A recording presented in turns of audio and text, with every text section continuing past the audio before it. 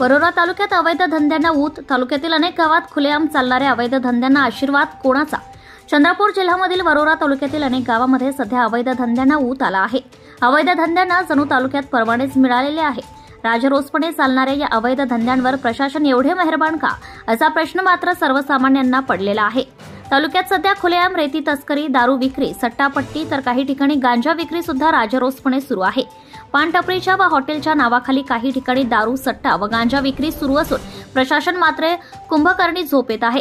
राजरोसपणे मांजर बडून दूध पिणाऱ्या या अवैध मांजरांना भीती मात्र कुणाचीच उरलेली नाही, असेच चित्र सध्या तालुक्यातील काही ठिकाणी बघायला मिळत आहे।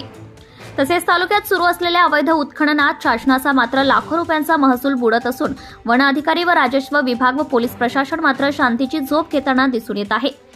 एवढेच काय तर सध्या छोट्या छोट्या वाहनांवर कारवाईचा बडगा उभारणारे परिवहन विभागाचे अधिकारी मोठमोठ्या वाहनांकडे मात्र पूर्णपणे डोळेझाक करताना दिसून येत आहे।